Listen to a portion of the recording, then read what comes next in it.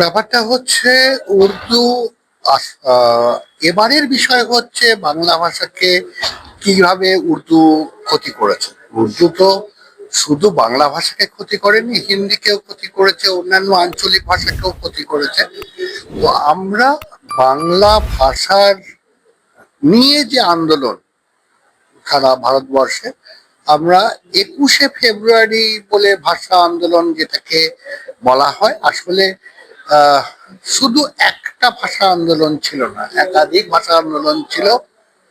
আর সেটাই বারবার করে মানুষকে মনে করিয়ে দিচ্ছি যে শিলচরেও একটা ভাষা আন্দোলন হয়েছিল, মানভূমেও একটা হয়েছিল, পিলিভিটের একটা ভাষা আন্দোলন হয়েছিল। শুধু বাংলাদেশে 21শে ফেব্রুয়ারি নিয়ে যে প্রচারটা হয়, যে বাংলা ভাষার আন্দোলন বলতেই আমরা 21শে ফেব্রুয়ারি বুঝি, আসলে সেটা নয়। ভাষা আন্দোলন অনেক জায়গায় হয়েছে, মানভূমের ভাষা আন্দোলন, বাংলা ভাষা আন্দোলন হয়েছে। তো আমরা মানুষের কাছে এই যে ভাষা আন্দোলন নিয়ে যে স্তরগুলো আছে, বিভিন্ন পর্যায়ে আছে, আমরা সেগুলোকে নিয়ে মানুষের কাছে, যাতে মানুষ বুঝতে পারে, শেখে এবং মানুষ প্রচার করে, সেটার জন্যই আমরা এই কাজগুলো করছি। এটা হচ্ছে আমাদের 3য় বর্ষ। এর গত বছর আমরা করেছিলাম যে বাংলা এবং হিন্দির যে বিরোধ, সেটা কি অরিজিনালি বিরোধের জায়গা, না বাংলা এবং হিন্দি একজন অপরের পরিপূরক। এবারের বিষয়টা যেটা হচ্ছে যে উর্দু কিভাবে বাংলা ভাষাকে ক্ষতি করেছে, অন্যান্য ভাষাকে ক্ষতি করেছে, সেই বিষয়টা নিয়ে এবারের আমাদের বক্তব্য।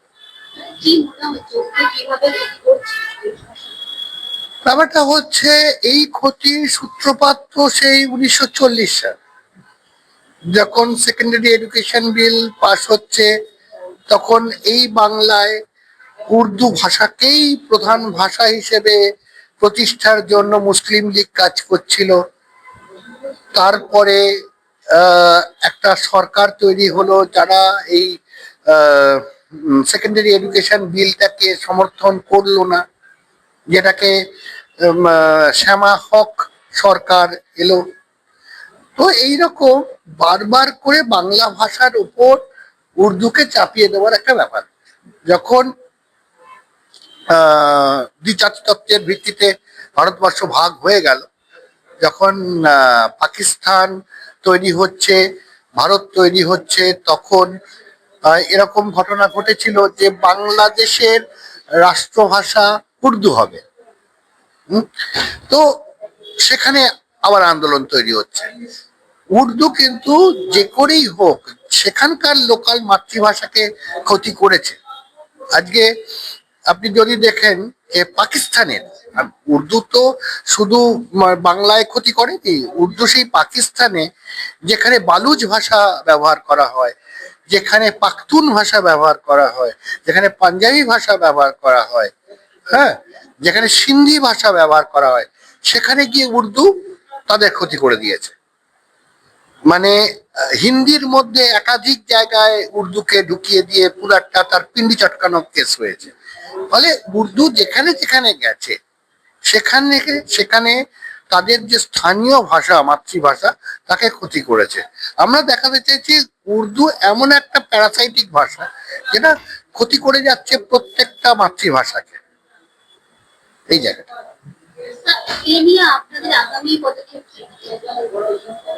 আমরা প্রথমত যে কাজটা করব, যে বাংলা ভাষায় যে সমস্ত উর্দু ভাষাগুলো আছে, যেমন গোস্ত, গোসুল, গোসল করা, তারপর খালা, ফুফা, একদম একদম উর্দু ভাষার আছে। তো এই বিষয়গুলোকে আমরা চেষ্টা করব যাতে পিওরলি মাতৃভাষা হিসেবে বাংলা যেখানে ব্যবহার হচ্ছে সেখানে বাংলা থাকুক, যেখানে হিন্দি হচ্ছে হিন্দি থাকুক। উর্দুর প্রভাব মানে যতখানি পারবো ততটুকু আমরা কমানোর চেষ্টা করব। তার জন্য মানুষকে শেখাবো কিভাবে মানে পিওরিটি, একটা ভাষার পিওরিটি বলে জিনিস আছে, সেই পিওরিটিটা বজায় রাখার জন্য আমাদের কাজ। এটা রবীন্দ্রনাথ বলছেন, রবীন্দ্রনাথ এই কথাগুলো বলছেন এদিকে দেখা যাচ্ছে যে মমতা বন্দ্যোপাধ্যায় ওয়াই চ্যানেলের যে সভা থেকে সেখান থেকে কিন্তু একটা বিস্ফোরক মন্তব্য করেছেন এবং রীতিমতো দেশ বিরোধী একটা মন্তব্য করেছেন যে উনি এমন কিছু একটা বলে দিতে পারেন, এমন কিছু জানেন যাতে উনি সেটা বলে দিলে বাংলাদেশ উত্তাল হয়ে যেতে পারে। উনি এক্স মুখ্যমন্ত্রী, প্রাক্তন মুখ্যমন্ত্রী, ওনার কি এটা ঠিক হবে? হ্যাঁ, উনি তো দাঙ্গা লাগানোর পরিস্থিতি একটা তৈরি করার চেষ্টা করছেন, যে যাতে আহ কোনো একটা জায়গায় জাতি দাঙ্গা তৈরি হয় এবং বাংলাদেশের যে স্থানীয় হিন্দুদের ওপর আক্রমণ আসে। উনি তো আসলে বিদেশি এজেন্ট। উনি তো এই ইসলামিক দুনিয়ার যে আমরা বলি প্রতিভু, তো সেখানে তিনি যেমন সিএ নিয়ে, ওয়াকফ বোর্ড নিয়ে, এনআরসি নিয়ে বিভিন্ন জায়গায় যেরকম দাঙ্গা, কলকাতার মধ্যে সেই ধুলিয়ান থেকে আরম্ভ করে শামশেরগঞ্জ থেকে আরম্ভ করে ধুলাগড় থেকে আরম্ভ করে শ্রীরামপুর, মানে প্রত্যেকটা জায়গায় যেরকম দাঙ্গাটা তৈরি করতে চাইছেন এবং সব সব জায়গায় হিন্দুদের উপর আক্রমণ নেমে আসছে, মমতা ব্যানার্জি সেইটাই করতে চাইছেন, বাংলাদেশে মুসলমানদের উস্কে যাতে ওখানকার হিন্দুদের উপর মুসলমানেরা আক্রমণ করে, একটা জাতি দাঙ্গা তৈরি হয়, সেটারই প্রচেষ্টা হচ্ছে। কিন্তু এইভাবে যে একটা কথা বলে দেওয়া, এর এর প্রতিবাদ আপনারা করবেন না? ব্যাপারটা হচ্ছে একটা জিনিস, প্রতিবাদ হয়তো করা যেতে পারে। আমার মনে হচ্ছে এই যে পরিস্থিতি উনি তৈরি করছেন, দাঙ্গার পরিস্থিতি তৈরি করছেন, তাতে মানুষ কিন্তু পরিষ্কার বুঝতে পেরেছে যে মমতা ব্যানার্জি কিভাবে মিথ্যা কথাটা বলেন।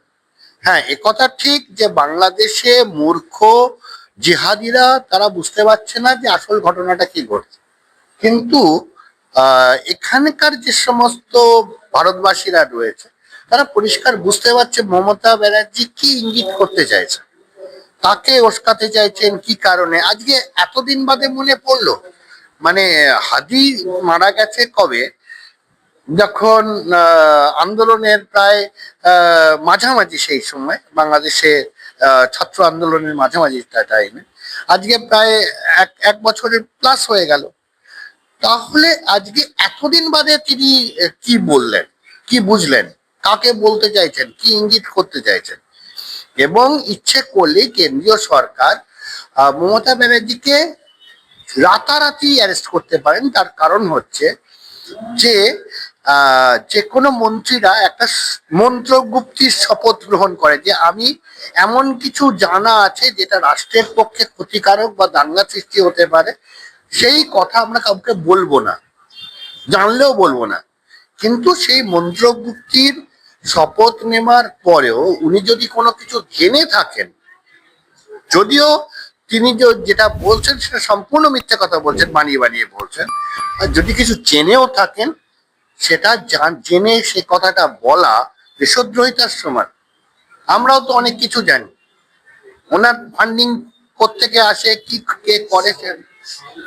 হুম,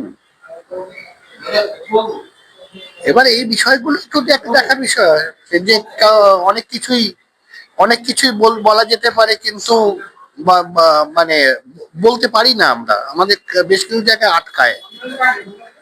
সেক্ষেত্রে উনি এই যে এরকম একটা উস্কানিমূলক কথা বলছে, এটা আপনারা পরবর্তী পদক্ষেপ নিতে? না, অবশ্যই নেব। এখন সমস্ত জিনিস কি আর বলে নেওয়া হয় নাকি?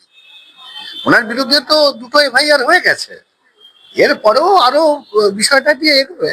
এটা নিয়ে এরকম ধারণা ওনাকে ছেড়ে দেওয়া হবে, ওনাকে ফ্রি হ্যান্ড দেওয়া হবে, উনি দৌড়ে বেড়াবেন, মারনামো করে বেড়াবেন, এটা তো হতে পারে না। সবকিছুরই তো একটা আছে, সীমারেখা আছে। না না না, এইটা আপনাদের এই ধরনের ভ্রান্ত ধারণাটা হচ্ছে যে আপনারা বুঝতে পারছেন না কথাটা বলছেন।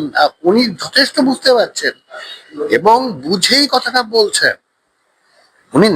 উনি এতখানি মানে অবুঝ নন যে উনি এই কথাটা বলে না, মানে মানে কোনো কিছু না চিন্তা করে কথাটা বলছেন, চিন্তা করে কথা। না না, উনি একটা, এই কথাটা বলার পেছনে কিছু কারণ আছে, এমনি এমনি কথাটা বলেননি উনি। উনি যথেষ্ট চিন্তা ভাবনা করে যাতে একটা দাঙ্গা পরিস্থিতি তৈরি হয়, কিছু হিন্দু মারা যায়, সেই পরিস্থিতি তৈরি করার জন্য উনি কথাটা বলছেন। উনি একেবারেই কথা প্রসঙ্গে ওনার মুখ থেকে মুখ ফসকে বেরিয়ে গেছে এটা নয়। এটা যদি কেউ চিন্তাও করে তিনি এর আগেও তুমি বলেছিলেন যে আপনার নমিনি ভোটের আগে যদি আপনার কি মনে হয় সেটা না চিন্তা করে কথাটা বলেছিলেন? উনি অসম্ভব ভালো চিন্তা করে উনি ওনার গেম সাজাচ্ছেন। তো ব্যাপারটা হচ্ছে এই গেমটা কতখানি তাকে বেনিফিট দেবে আর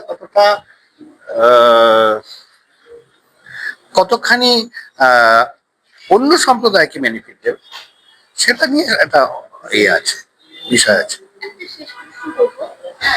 আমরা সম্প্রতি শুনছি যে মমতা বন্দ্যোপাধ্যায় ছোট ছোট দিকে পালিয়ে গেছে। আমি এটা বলতে পারবো না কে কোথায় পালিয়ে যাচ্ছে। যদি কেউ পালিয়েও যায় তিনি দেশের বাইরে যেতে পারবেন না, এটুকু বলে দিতে পারি। এবার কথা হচ্ছে আমি তো তার একটা তাকে ডিম টিম ছোড়া হলো এই হলো।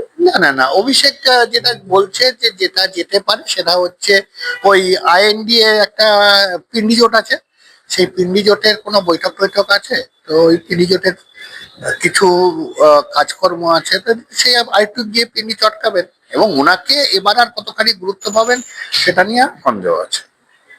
এদিকে যন্তর মন্দিরে আজকে আরশোলা জনতা পার্টি তৃণমূল জনতা পার্টি তাদের একটা মিছিল, রীতিমতো প্রতিবাদ মিছিল, এটা কিভাবে দেখছিলেন?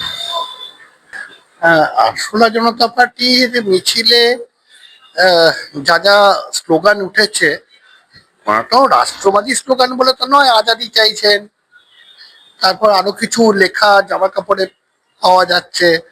ওনারা কনস্টিটিউশন একটা ডায়েরিতে, ব্ল্যাঙ্ক ডায়েরিতে কনস্টিটিউশন লিখে দেখাচ্ছেন, বলছেন যে তারা তাদের মতো করে কনস্টিটিউশন লিখবেন। এগুলো মানুষ বোঝে যে ভণ্ডামোরও একটা লিমিট আছে, আর সেখানে জিনিসটা হচ্ছে যেটা সেটা কোনোটাই ঠিকঠাক ব্যাপার নয় আর কি।